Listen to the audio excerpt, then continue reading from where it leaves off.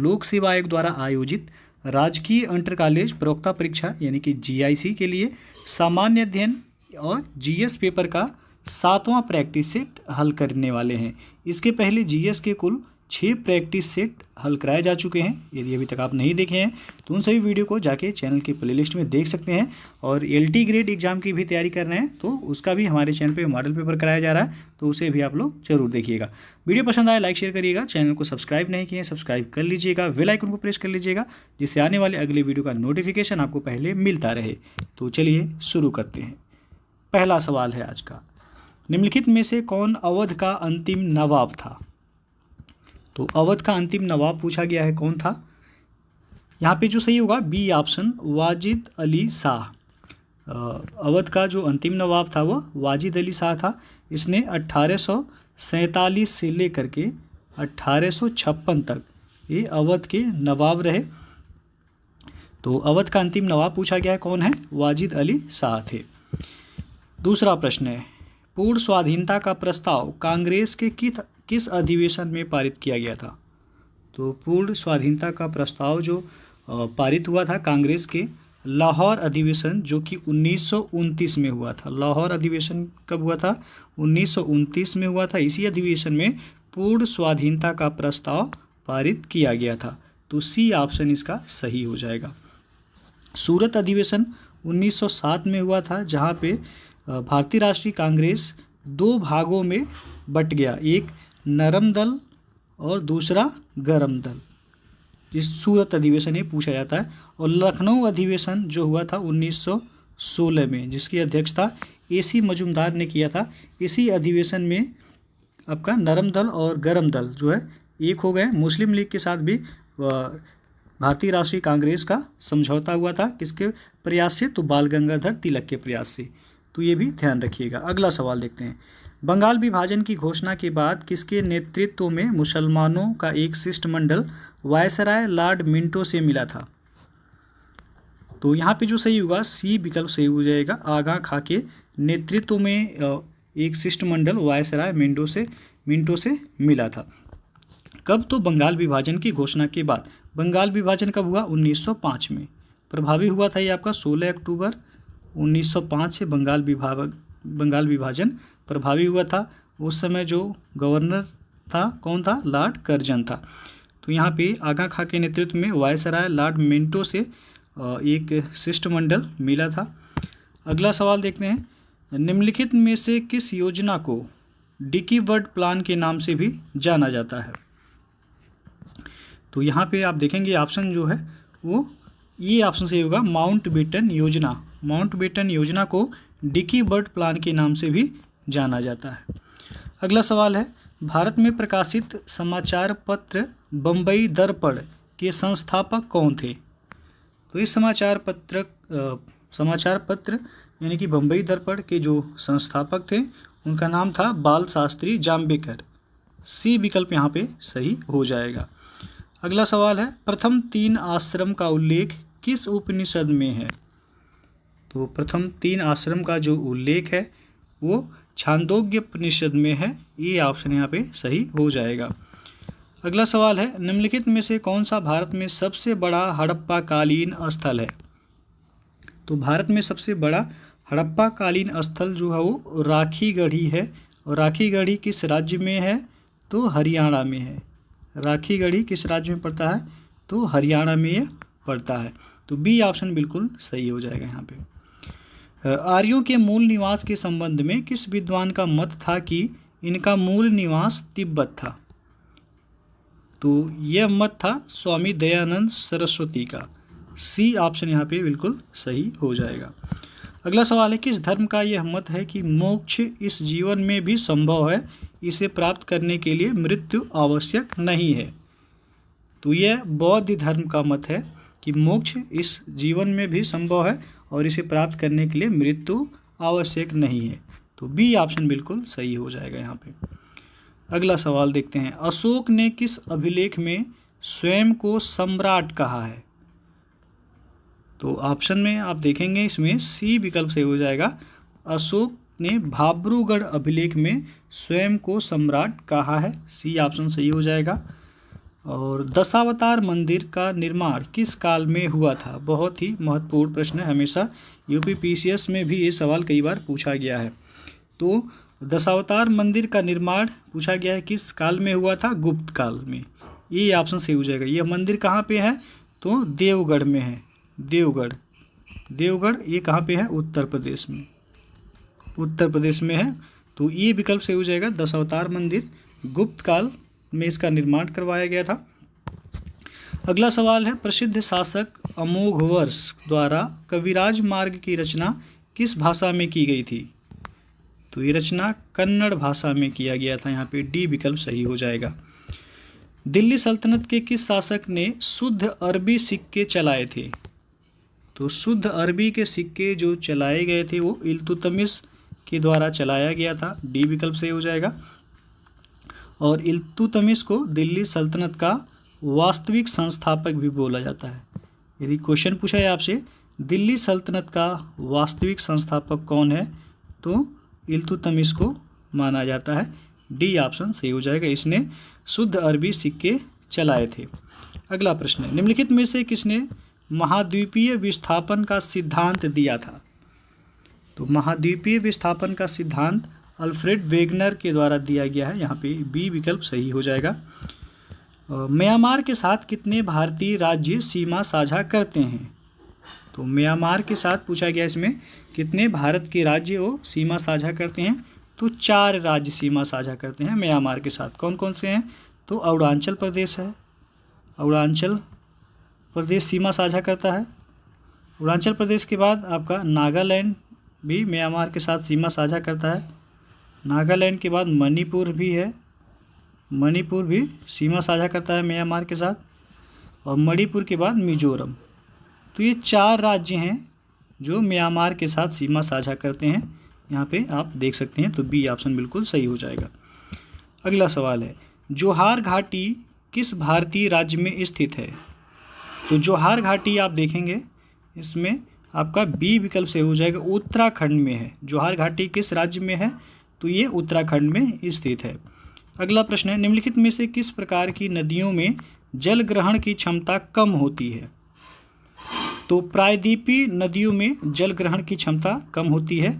और प्रायद्वीपीय भारत की सबसे लंबी नदी पूछा जाए कौन सी है? तो वो है गोदावरी, जो कि भारत की दूसरी सबसे बड़ी नदी है। गोदावरी 1465 किलोमीटर लंबी ये नदी है। तो यहाँ पे जो पूछा गया है कि निम्नलिखित में से किस प्रकार की नदियों में जल ग्रहण की क्षमता कम होती है? तो प्रायद्वीपीय नदियों में जल ग्रहण की क्षमता कम होती है। और प्रायद्वीपीय भारत की सबसे लंबी नदी कौन सी है? गोदावरी है। और ये भारत की दूसरी भी सबसे लंबी नदी है। पहली जो लंबी नदी है भारत की वो है गंगा। गंगा की लंबाई कितना है? तो 2525 किलोमीटर। 2525 किलोमीटर गंगा की लंबाई है। और दूसरी सबसे लंबी नदी गोदावरी है। और ये प्रायद्वीपीय भारत की सबसे लंबी नदी भी है। तो ये सवाल पूछा जाता है, इसलिए यहाँ पे आपको बता दिया जा रहा है। अगला सवाल है, भारत में किस प्रकार की मृदा का सर्वाधिक प्रयोग ईंट निर्माण में किया जाता है? तो ईंट निर्माण में किस तरह की मृदा का सर्वाधिक मात्रा में प्रयोग किया जाता है? तो लेटेराइट मिट्टी का। सी ऑप्शन यहाँ पे सही हो जाएगा। भारत में लेटेराइट मिट्टी का उपयोग ईंट के निर्माण में सर्वाधिक किया जाता है। और काली मिट्टी जो यहाँ पे दी गई है ये कपास की खेती के लिए उत्तम मिट्टी मानी जाती है। कपास की खेती के लिए जो उत्तम मिट्टी मानी जाती है वो कौन सी है? काली मिट्टी है, जिसे कपासी मिट्टी भी कहा जाता है और इसे रेगुर भी कहा जाता है। रेगुर मिट्टी भी बोला जाता है। तो ये ध्यान रखिएगा। और जलोढ़ मिट्टी जो है ये भारत के सर्वाधिक क्षेत्रफल पर पाई जाने वाली मिट्टी है। भारत के सर्वाधिक क्षेत्रफल पर पूछा जाए कौन सी मिट्टी पाई जाती है, तो वो है जलोढ़ मिट्टी। अगला सवाल है, निम्नलिखित में से कौन खरीफ फसल का उदाहरण नहीं है? तो इनमें खरीफ फसल का उदाहरण पूछा गया कौन सा नहीं है? तो ऑप्शन में आप देखेंगे सरसों। डी ऑप्शन जो है सरसों खरीफ फसल का उदाहरण नहीं है, ये रबी फसल का उदाहरण है। रबी फसल के अंतर्गत आपका गेहूं आता है, गेहूं आ जाएगा, सरसों आ जाएगा, सरसों। तो ये जो है रबी फसल के अंतर्गत आएगा। बाजरा हो गया, ज्वार, अरहर, ये सब खरीफ फसल के अंतर्गत आएंगे। तो इसका डी ऑप्शन यहाँ पे सही हो जाएगा।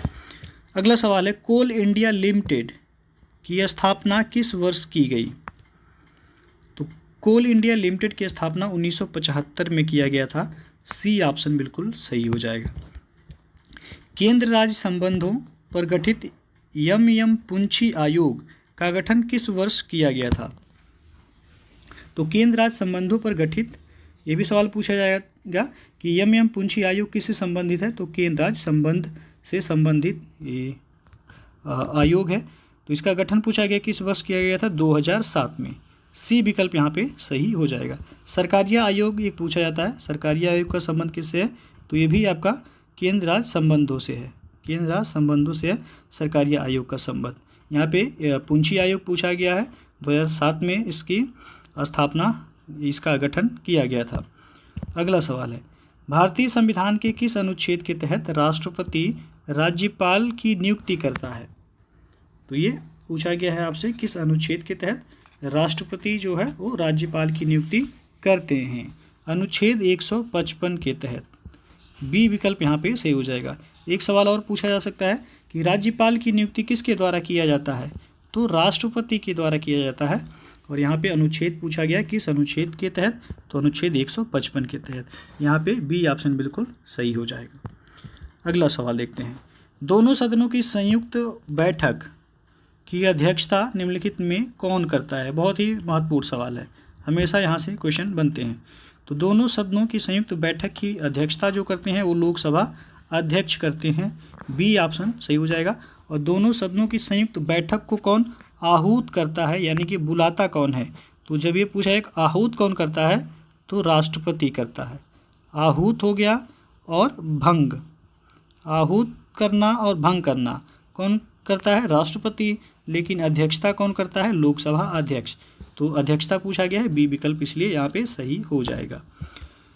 अगला प्रश्न है, संसद के सत्रारंभ होने के बाद राष्ट्रपति द्वारा जारी अध्यादेश कितने समय के भीतर दोनों सदनों द्वारा अनिवार्य रूप से पारित किया जाना चाहिए?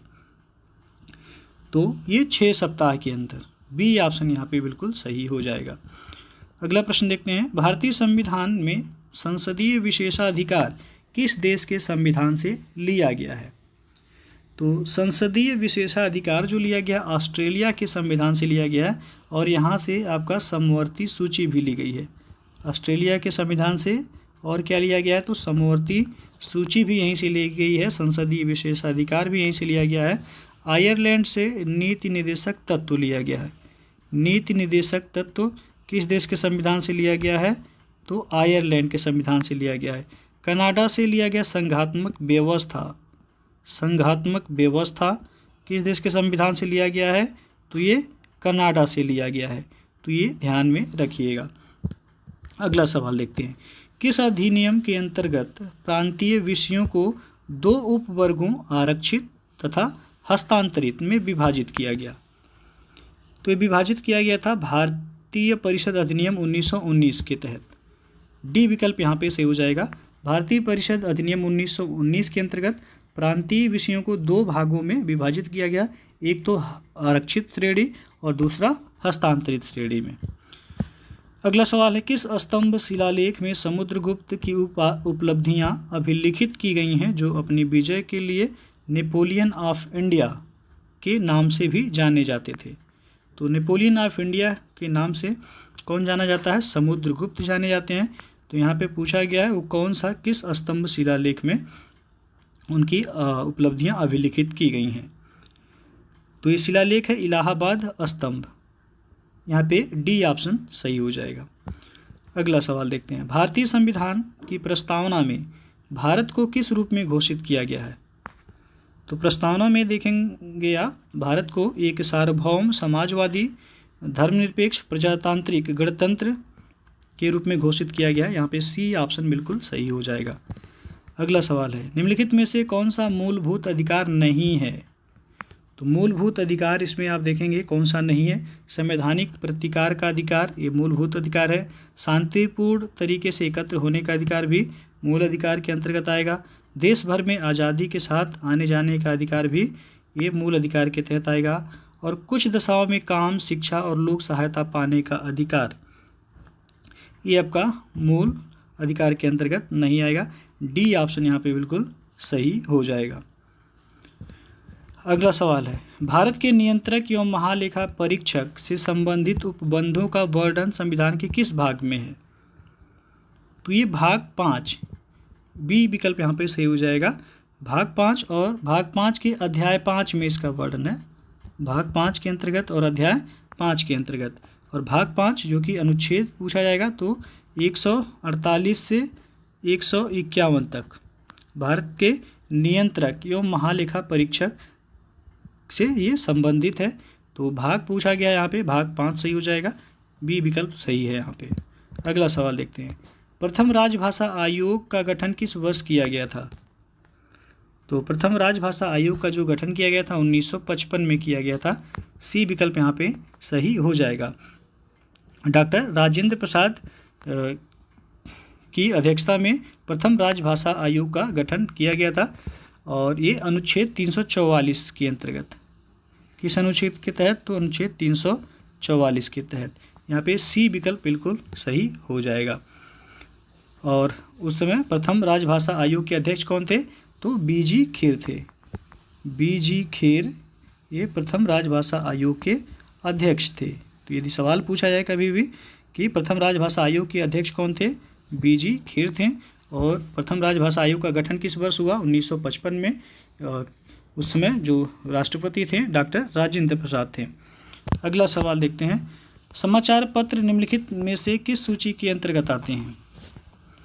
तो समाचार पत्र ये आपका समवर्ती सूची के अंतर्गत आएगा, सी विकल्प यहाँ पे सही हो जाएगा। शिक्षा भी पूछा जाता है, शिक्षा किस सूची में आता है? तो ये भी आपका समवर्ती सूची में आता है। पहले शिक्षा राज्य सूची का विषय था, लेकिन इसे हटा करके समवर्ती सूची में कर दिया गया है। तो सी विकल्प यहाँ पे बिल्कुल सही हो जाएगा। समाचार पत्र भी किस सूची में आएंगे? समवर्ती सूची में। अगला सवाल है, निम्नलिखित में से कौन सी पुस्तक प्रेमचंद द्वारा नहीं लिखी गई है? तो प्रेमचंद्र जी द्वारा जी लिखी गई पुस्तक है रंगभूमि है, निर्मला भी है, गोदान भी है। यशोधरा ये प्रेमचंद के द्वारा नहीं लिखा गया, तो यही सही ऑप्शन हो जाएगा। अगला सवाल देखते हैं, अमजद अली खान का संबंध किस वाद्य यंत्र से है?